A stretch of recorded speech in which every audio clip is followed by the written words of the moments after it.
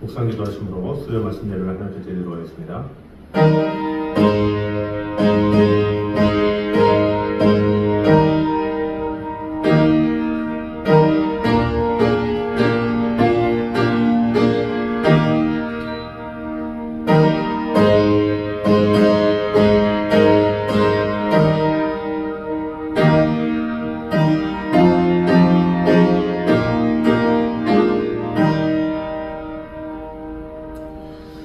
우리가 하나님과 함께 일하는 자로서 너희를 권하노니 하나님의 은혜를 헛되이 받지 말라. 이르시되 내가 은혜 베풀 때에 너희에게 듣고 구원의 날에 너를 도왔다 하셨으니 보라 지금은 은혜 받을 만한 때요 보라 지금은 구원의 날이로다.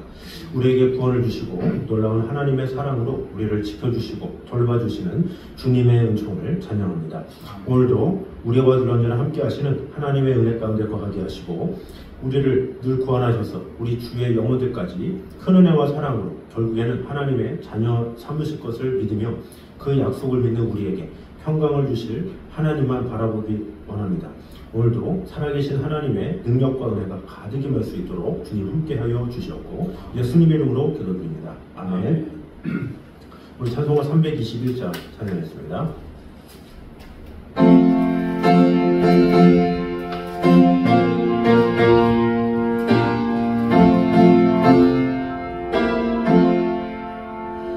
날 대속하신 예수께 내 생명 모두 드리니 늘 진실하게 하소서.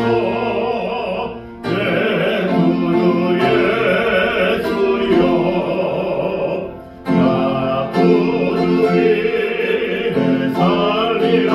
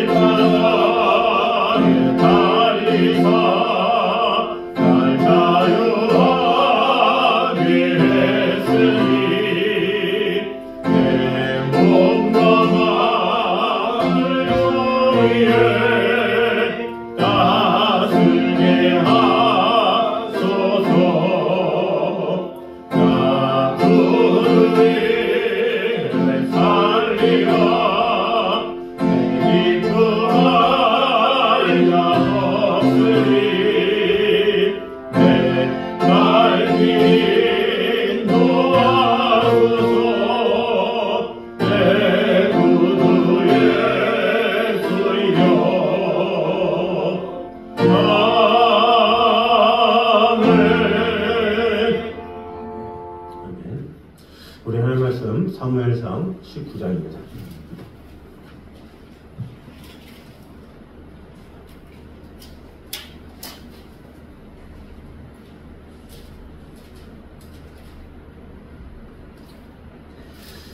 사무엘상 19장 8절에서 17절까지 말씀입니다.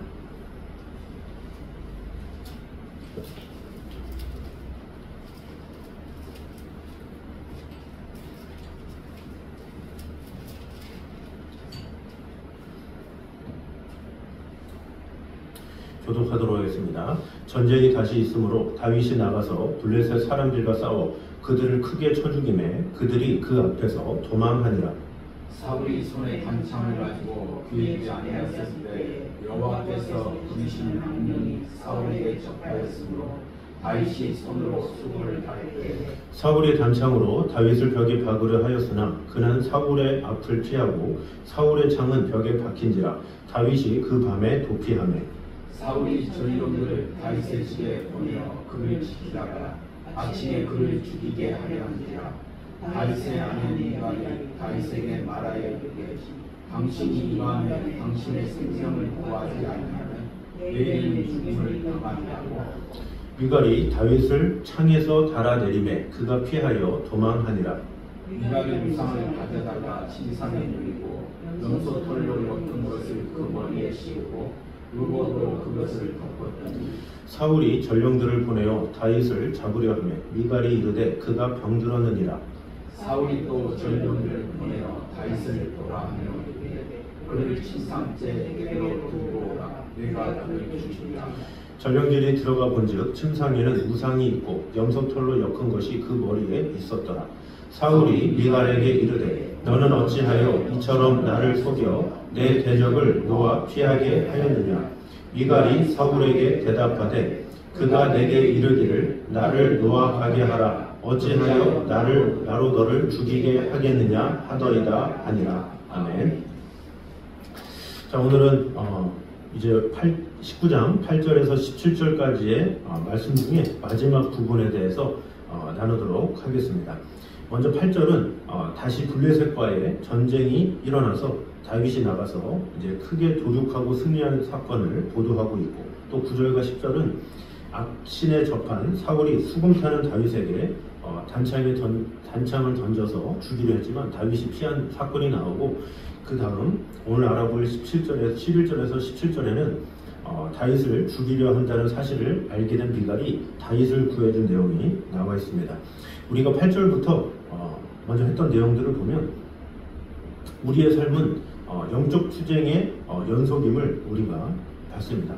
다윗은 어렸을 때부터 지금 왕이 되기 전, 그리고 그 후에 이르기까지 계속해서 영적인 전쟁을 치른다 해도 과언이 아닙니다.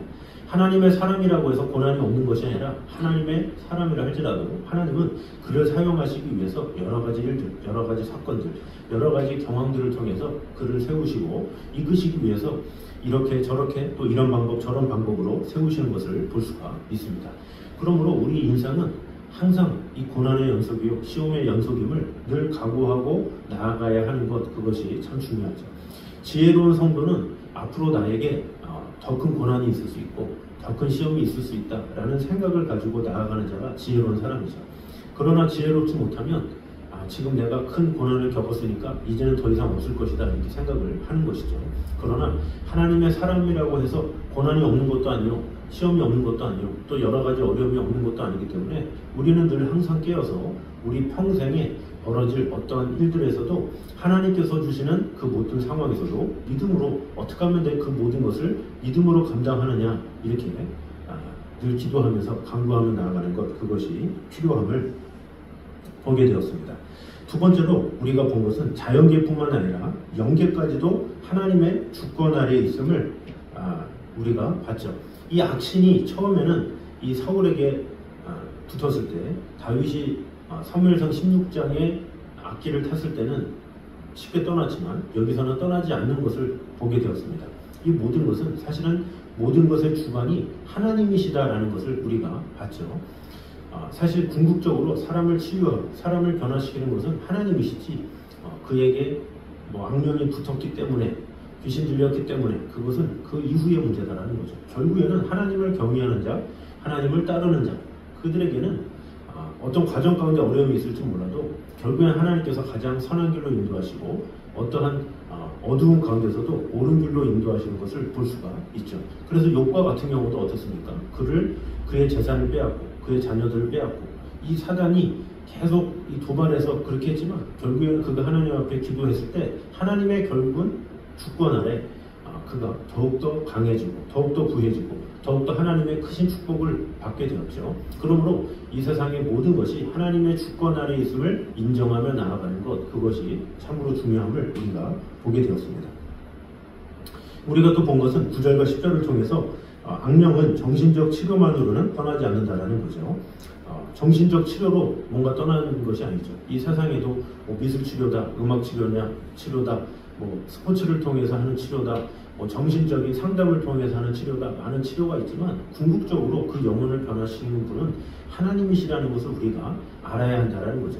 하나님은 만물의 주인이시기 때문에 우리 하나님께서 인정받기 원하시고 우리 하나님이 참된 주인이 되셔서 우리의 모든 것 가운데 역사하기를 원하시는 분이죠. 하나님은 하나님이 만들어 놓으신 어떤 그런 것들을 통해서도 일하긴 하지만 궁극적으로 하나님께 영광을 돌리고 그 모든 것은 하나님의 주권 아래에 있습니다 라고 인정하는 자에게 오히려 더 큰 은혜를 주시고 그에게 합당하게 보답하신다는 것을 알아야 하죠. 그래서 어떠한 우리의 뭐 연약함이나 어떤 그런 상황에서도 우리가 기도를 통해 또 하나님께 나아감을 통해서 치유를 받는 것, 그것이 필요하고 매 순간 하나님의 주권을 내가 얼마나 인정하며 나아가는가, 그것은 참으로 중요한 일이다 라는 것이죠. 우리가 또 본 것은 악령은 회개하지 않는 심령에 더욱 강하게 역사함을 또 봤습니다. 9절과 10절에 이 사울의 잘못된 태도는 무엇이 있습니까? 그가 변화되지 않는 이유는 회개치 않는, 뉘우치지 않는 그런 모습에 있었다라고 하는 것이죠. 어떤 사람의 태도에 있어서 하나님께서 가장 기뻐하시는 태도는 무엇입니까? 죄를 지었느냐, 짓지 않았느냐, 그것이 아니라 그가 얼마나 하나님 앞에 온전히 세워진 사람인가, 그것을 하나님께서 기뻐하시죠. 사울이나 다윗이나 어떻게 보면 같은 사람으로서 똑같이 죄를 질 수밖에 없는 연약한 인간이죠. 그러나 사울은 자신의 범죄에 대해서 하나님 앞에 엎드리지 않았다는 것이 문제고, 다윗은 그보다 더 큰 죄악을 범했음에도 불구하고 하나님 앞에 철저하게 회개했다라는 차이가 있죠. 그러므로 진정한 경건이라 하면 죄를 어떻게 하면 안 질까, 이것보다는 죄를 질 수밖에 없는 연약함이 있지만 그런 연약함을 주님 앞에 내어놓고 얼마나 주님 앞에 강절히 겸손하게 나아가고 회개하며 자신의 모습을 통곡하며 나아가는가, 그것을 하나님께서는 기뻐하신다는 것이죠. 사울에게는 그런 태도가 없었기 때문에 결국에는 그의 죽음까지도 나중에는 최후의 결과가 안 좋은 것을 보게 되었습니다. 우리가 또 본 것은 성도가 당하는 환난에는 반드시 피할 길이 있음을 또 봤습니다. 다윗이 어떤 창을 통해서 피하는 장면이 나오죠. 그리고 또 도피해서 미갈에게 가죠. 근데 그 전의 사건에 또 어떻습니까? 요나단을 통해서 또 피함을 입죠. 또 나중에 다윗이 왕이 되기 직전에도 그랬죠. 아기스 왕한테 가가지고 어떻게 보면 그 아기스 왕한테 가서 미친 채에서 산다라는 그 자체도 정말로 놀라운 역사라고 할 수가 있죠. 근데 이 모든 것이 결코 우연이 아니라 하나님의 절대 주권 아래 이루어진 것임을 우리는 알아야 합니다. 왜냐? 우리에게 있는 모든 환난은 다 하나님께서 피할 길을 주시기 때문에, 하나님께서 역사하시기 때문에, 하나님께서 돌보시기 때문에 결코 하나님을 경외하는 자는 망하지 않는다라는 것이죠. 그래서 우리에게는 많은 환난이 있다 할지라도 그러나 분명한 피할 길을 주시고 은혜를 주신다는 그 약속을 온전히 믿고 나아가는 것, 그것이 필요함을 우리가 봤습니다. 그리고 11절을 통해서 우리가 본 것은 하나님은 성도들에게 때를 따라 돕는 손길을 보내주신다라는 거죠. 아까도 언급했지만 요나단을 통해서, 미갈을 통해서 이렇게 하나님께서 적재적소에 그 사람을 보내서 그 환경을 통해서 하나님께서 구원해 주신 것을 볼 수가 있습니다. 이것은 무엇입니까? 하나님께서 때를 따라 돕는 은혜를 하나님을 경외하는 자에게 부어주심을 볼 수가 있는 것이죠. 그래서 우리는 사는 동안에 여러 가지 어려움이 있을 수 있고 고난이 있을 수 있지만, 그러나 어떤 상황에서도 하나님께서 나를 도와주시고 은혜 주시고 함께 하시면 내가 이겨낼 수 있습니다, 이런 믿음을 가지고 담대하게 나아갈 때 하나님께서 하나님의 때에 하나님의 방법으로 우리를 가장 좋은 길로, 의로운 길로 인도하신다라는 것입니다. 자, 그리고 오늘 이제 볼 구절은 이제 1절부터 17절 사이에 미갈의 태도를 통해서 우리가 보도록 하겠습니다. 11절에서 17절을 보면 미갈이 다윗을 창에서 달아내려 도주시킨 후에 우상을 침상에 뉘어서 사울이 보낸 사자들을 속이고 또 사울 앞에서 거짓말까지 하는 것을 볼 수가 있습니다. 사울의 아들 요나단에 이어서 이제는 사울의 딸이 이제 다윗을 돕는 것을 볼 수가 있죠. 사실 미갈은 사울이 다윗을 올무에 빠뜨리기 위해서 결혼시킨 딸이죠. 그러니까 딸의 의지가 아니라, 물론 미갈이 다윗을 사랑했죠. 그러나 딸의 의지보다 본인의 욕심, 그것이 더 강했죠. 그래서 본인이 다윗을 처단하기 위해서는 자신의 딸을 결혼시키는 것이 더 좋겠다. 왜 벗어날 수가 없으니까. 이런 생각으로 다윗을 결혼시킨 것이라고 볼 수가 있습니다. 그런데 그런 상황에서 그 딸은 아버지 사울의 편을 드는 것이 아니라 오히려 다윗의 편을 들었다라는 것을 볼 수가 있습니다. 이러한 요나단과 미갈의 모습을 통해서 알 수 있는 것이 무엇이겠습니까? 사울이 바로 자기 아들과 딸에게도 신망을 잃은 사람이었다, 이렇게 볼 수가 있는 것이죠. 사실 부모들은 대외적으로 큰 일을 하려고 하기 이전에 먼저 가정에서 존경을 받아야 하죠. 그래서 수신제가 치국평천하라는 말이 있습니다. 이것이 무엇입니까? 자신과 가정을 바르게 다스리는 사람이 비로소 나라와 천하를 다스릴 수 있다라는 것이죠. 자기의 자녀들도 잘 다스리지 못하는데 어떻게 나라를 다스릴 수 있겠느냐, 이렇게 말을 하고 있는 것이죠. 그래서 신약 성경에서도 교회 지도자가 될 사람들은 자기 집을 잘 다스려서 자녀를 단정함으로 복종케 하는 자라야 할지니, 디모데전서 3장에 또 지도서 1장에도 언급하고 있습니다. 그러므로 그 사람에 대한 평가는 그 사람과 가장 가까운 사람의 평가다라고 볼 수가 있죠. 가장 가까운 사람이 그에 대해서 가장 잘할 수 있습니다. 왜냐? 늘 함께 하기 때문에 그의 숨쉬는 것까지, 어떻게 생활하는 것까지 다 알 수 있기 때문에 가장 가까이 있는 사람이 잘 알죠. 약간 좀 멀리 있는 사람들은 알 길이 없습니다. 왜냐? 그 사람 앞에서는 연기를 할 수가 있죠. 가끔 만나는 사람 앞에서 항상 겸손한 척 할 수 있고, 가끔 만나는 이 사람한테 자신이 정직하다라는 것을 충분히 어필할 수도 있고, 자신이 성실함을 충분히 나타낼 수가 있죠. 그러나 언제나 성실하고 신실하고 언제나 겸손하고 이런 것은 같이 사는 사람은 절대 속일 수가 없는 것이죠. 왜냐? 우리 삶에 다 드러나게 되어 있기 때문에 가까이 있는 이 사람은 다 알게 된다는 거죠. 그래서 진정한 하나님의 사람은 가까이 있는 사람에게 인정을 받는 자다, 이렇게 볼 수가 있습니다.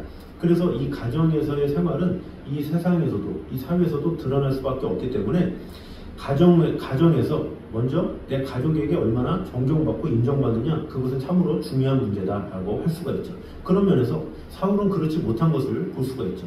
요나단은 자신의 아버지가 왕임에도 불구하고 어떻게 보면 피는 물보다 진하다고 해서 당연히 사울의 편을 들어야 되겠죠. 미갈이 결혼했다고 해서 그 당시 때는 왕권이 상당히 중요했고, 아버지가 왕권 때문에 결혼시켰다라는 것을 미갈이 몰랐겠습니까? 그렇기 때문에 어떻게 보면 그런 중요한 상황에서는 아버지의 편을 들 수도 있었다라는 거죠. 그러나 그럼에도 불구하고 사울의 편을 들지 않았다? 그것은 그만큼 사울이 자녀들에게 신망을 잃은 그런 행동을 했고, 그런 삶을 살았다라는 것을 볼 수가 있습니다. 또 그런 삶이 지속적이지 못했다라는 것을 볼 수가 있죠. 먼저 사무엘상 9장에만 봐도 사울이 얼마나 겸손하고 착한 사람이었습니까? 이 나귀를 찾기 위해서, 아버지가 잃어버린 그 나귀를 찾기 위해서 찾아다니고, 뭔가 왕이 됐음에도 불구하고 숨어있고, 그 안에 겸손함이 묻어 있었죠. 그러니까 처음에는 겸손함을 겸비했기 때문에 하나님께서 사무엘을 통해서 기름을 부은 것이죠. 그러나 시간이 지나면서 자신의 위치가 교만을 쌓게 되고, 그 교만으로 말미암아 백성들 위에 군림하게 되고, 그로 인해서 그 모습이 결국에 교만으로 나타나게 되어서 자녀들에게도 그대로 드러나게 되었다라는 거죠. 처음부터 그렇진 않았겠죠. 그러나 시간이 지나면서 아버지가 왕이 되면서 나라에 바쁘게 되면서, 또 바쁜 게 문제가 아니라 그 사울의 태도 가운데 하나님을 무시하는, 하나님의 말씀에 대해서 깊이 있게 생각하지 않는, 또 자신을 기름 부은 사무엘의 말을 존중하지 않는, 이런 것들이 자녀들에게 하나씩 둘씩 노출이 되게 된 거죠. 그러다 보니까 이 요나단이나 미갈이나 우리 아버지는 이 겉과 속이 다르구나, 이렇게 생각할 수도 있고, 우리 아버지는 참 교만하구나, 하나님께 기름 부음을 받았음에도 불구하고 하나님을 경외하지 못하는구나, 이런 생각을 했을 수도 있다라는 것입니다. 그러므로 우리는 어디 밖에서든 어디든 큰 일을 하기 전에 우리 주위의 사람들에게 인정을 받는 모습, 이런 것이 꼭 필요하다라는 것입니다. 그러므로 우리 주위의 내 자녀들에게, 또 가까이 있는 자들에게 신뢰받을수록 하나님께 더 크게 쓰임받는다는 사실을 꼭 기억함으로 말미암아 우리 주위의 영혼들, 가까이 있는 영혼들에게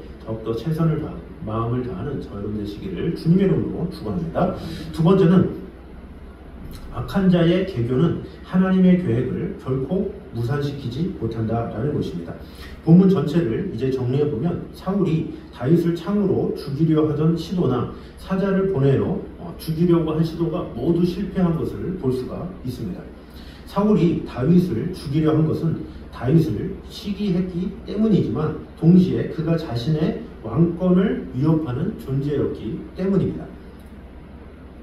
이미 사무엘로부터 하나님이 그를 패하여 더 이상 이스라엘 왕이 되지 못할 것이라는 책망을 들은 사울은 백성들의 신망을 받은 다윗이 자기를 대신하여 그 자리를 차지할 것이라고 생각을 한 것이죠. 하나님의 계획은 불순종한 사울을 패하고 전적으로 하나님만 의지하는 다윗을 왕으로 세우는 것이었습니다. 그러나 사울은 다윗만 죽인다면 이 모든 것이 해결된다 이런 생각을 한 것이죠. 즉 사울은 하나님의 뜻을 알고도 자기 계교로 이를 무산시키려고 헛되게 노력하는 어리석은 모습을 보여준다라고 할 수가 있습니다. 이 사울의 모든 태도가 그래왔다라는 거죠. 어떻게 보면 사울이 해야 될 일은 무엇입니까? 자신의 신망을 잃었고 백성들이 자신을 좀 멀리한다고 그런 상황이고 또 자녀들도 자신에 대해서 안 좋게 생각하고 만약에 그렇다면 자신의 태도를 바꿔야 했죠. 그러나 자신의 태도를 바꾸기 이전에 자신에게 걸림이 되는 다윗을 죽이려 했던 이런 것이 잘못된 일이다라는 거죠. 어떻게 보면 그런 상황에서 오히려 다윗에게 더 극진히 잘해서 그 다윗을 자기 편으로 만들면 그의 힘이 더 커졌겠죠. 그러나 그는 그런 지혜가 없었다라는 거죠. 다윗을 자기 편으로 만드는 것이 아니라 오히려 대적을 삼아서 그 대적을 삼는 그 과정이 당연히 노출이 될 수밖에 없고 두 아들에게 명령하고 또 미갈에게도 다윗을 죽이겠다고 그렇게 공언적으로 선포하고 요나단에게도 선포하니 어떤 결과가 일어나겠습니까? 결국엔 그 결과가 안 좋을 수밖에 없다는 거죠. 결국에는 모든 것이 다 하나님의 계획 아래 있지만 이런 계획을 아무리 사람이 머리로 굴리면서 그것을 한다고 해도 안 된다는 거죠. 하나님께서 정하시면 어떻게든지 되어 있다는 사실을 알아야 한다는 거죠. 사울은 바로 그것을 몰랐다는 거죠. 하나님께서 반드시 다윗을 왕으로 세운다라는 그 결심을 사울이 알았다면 어떻게 감히 그를 죽이려 하는 그런 마음을 가졌겠습니까? 하나님의 계획을 인간이 무너뜨리려는 그런 모습, 이것이 어떻게 보면 하나님 보시기에 가장 악한 모습이다라고 볼 수가 있습니다. 그러므로 하나님의 계획을 우리가 안다면 어떻게 하면 하나님의 뜻을 내가 이루기 위해서 내가 어떻게 변화되어야 할까? 내가 어떻게 순종해야 할까? 어떻게 하면 하나님 앞에 온전히 나아가야 할까? 고민하며 내 자신이 하나님 앞에 드리기를 힘쓰는 모습, 그것이 참으로 중요하다라는 것입니다. 그런 면에서 사울에게는 그런 면이 부족했죠. 그런 면이 아예 없었다고 볼 수가 있습니다. 자신이 하나님 앞에 세워지지 못한 것을 돌아보면서 자신의 삶을 다시 한번 뒤집어 보며 자신이 불순종한 것이 무엇인지 하나씩 되짚어 보면서 먼저 자신의 상황을 잘 아는 것, 그것이 필요했겠죠. 그러려면 먼저 사무엘을 찾아가서 용서를 구하고 하나씩 회복을 했어야 됐죠. 그러나 그렇지 못했다라는 것이 문제다라는 거죠. 그 모든 것이 하나님의 계획을 자신이 바꾸려는 그런 욕망, 그 욕심, 그로 인해서 잘못된 결과를 낳게 된 것이라고 볼 수가 있습니다. 그러므로 우리는 하나님의 뜻이 반드시 서서 하나님은 반드시 이를 이루신다라는 그런 믿음을 가지고 우리가 하나님의 뜻에 맞추는 자가 되어야지 하나님의 뜻을 거스르는 자, 그들은 하나님께서 기뻐하실 수 없을 뿐더러 그 일이나 계획은 하나도 이룰 수 없다는 사실을 우리는 알아야 합니다. 그러므로 우리는 무슨 일을 하든지 나의 꾀, 나의 지혜, 나의 지식, 나의 경험, 이것을 가지고 하나씩 이루는 것이 아니라 하나님의 뜻이 무엇인지, 하나님의 마음이 무엇인지, 하나님의 생각이 무엇인지를 깊이 있게 기울여서 하나님 앞에 온전히 나아갈 때 하나님께서 은혜 주심을 믿고 오늘도 내일도 항상 하나님의 계획 아래, 하나님의 뜻 아래 마음을 다하는 저와 여러분 되시기를 주님의 이름으로 축원합니다. 자, 우리 가사 생각하시면서 찬송가 460장 우리 찬양하도록 하겠습니다.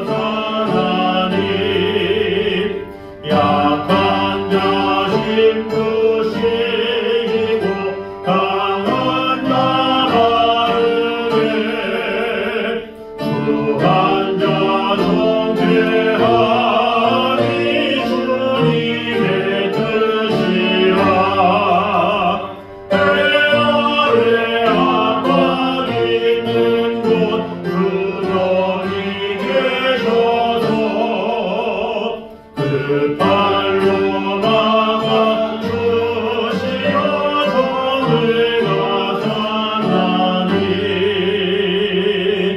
아멘.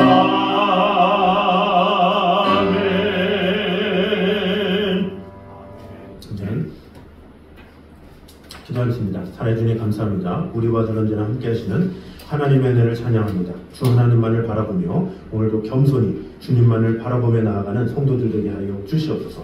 무엇보다도 먼저 가까이 있는 자들에게 인정을 받고 사랑을 받을 수 있는 그런 성도들이 되게 하여 주시옵소서. 그러함으로 하나님께서 우리가 어떤 삶을 살든지 가까이 있는 자들은 다 알고 있다는 사실을 꼭 기억하므로 먼저 가까이 있는 그 사람들에게, 가까이 있는 영혼들에게 마음을 다해 최선을 다해 겸손히 하나님의 뜻을 이루기에 부족함이 없도록 함께하여 주시옵소서.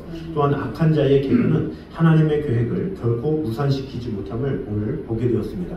아무리 우리가 많은 계획과 많은 일들을 계획한다 할지라도 결국에는 하나님께서 걸음을 이끄시고 돌보시는 분이심을 우리가 보게 되었습니다. 어떠하든지 하나님께서 주시는 믿음 가지고 하나님께서 주시는 뜻 가지고 내가 어떻게 변화되어야 할지 어떻게 서야 할지를 먼저 고민하며 나아가는 성도들이 되게 하여 주시옵소서.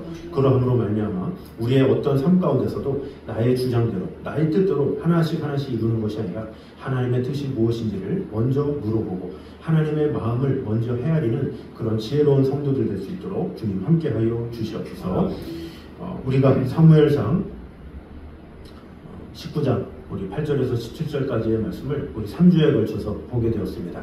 주님, 어떠한 상황에서든지 하나님만을 경외하며 하나님의 말씀 안에 절대 주권 가운데 하나님만을 온전히 높이는 우리 성도들이 되게 하여 주셔서 이 본문을 통해서 우리에게 주신 교훈을 통해서 더욱더 깊이 있게 하나님의 뜻을 알며 하나님의 사랑 안에 구할 수 있도록 주님 함께하여 주시옵소서. 이제는 우리 주 예수 그리스도의 은혜와 아버지 하나님의 무한하신 사랑과 성령님의 교통하심이 늘 우리와 함께 계셔서 우리를 지켜주시고 돌봐주시는 하나님만 바라보기 원하는 어떤 상황에서도 하나님의 절대 주권을 믿고 나아가길 원하는 이 자리에 있는 모든 성도들을 위해 이부터 영까지 함께 있기를 간절히 축원하옵나이다. 아멘.